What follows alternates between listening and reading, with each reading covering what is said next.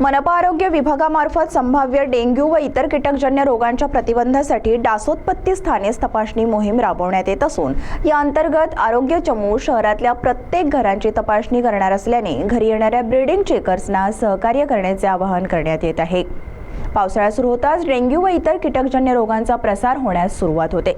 पावसात मोकळे भूखंड, बंद घराची छते, चालू बांधकामाची ठिकाणे, घरी वापरात नसलेली ठिकाणं, घरातील कूलर, टायर, कुंड्या, फ्रीज खालील ट्रे, पाण्याचे ड्रम, फिश टँक, एसीचे पाणी पडणारे कंटेनर, भंगारातील वस्तू, डबे इत्यादी ठिकाणी पाणी साचून राहते व याच जागा डासांची उगमस्थाने बनतात। या उगमस्थानांचा शोध घेऊन ती नष्ट करणे व नागरिकांना सचेत करणे यासाठी आयुक्त विपिन पालीवाल यांच्या मार्गदर्शनात डॉक्टर नैना उत्तरवार यांच्या प्रत्यक्ष नियंत्रणात 28 ब्रीडिंग चेकर्स, 32 ANM, 22 MPW व 170 आशा वर्कर तसेच स्वच्छता निरीक्षक यांच्याद्वारे डासोत्पत्ती स्थाने तपासणी मोहीम सुरू करण्यात आली आहे।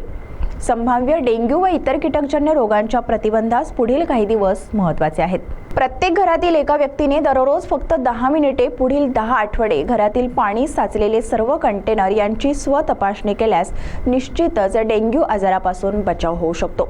आधी ज्या घरांमध्ये रुग्ण आढळले होते ते संभाव्य दूषित घरे यावर विशेष लक्ष ठेवले जात असून नागरिकांनी आपल्या घरी साचलेले पाणी राहू नये याची काळजी घेण्याचे आवाहन मनपा प्रशासनातर्फे करण्यात येत आहे।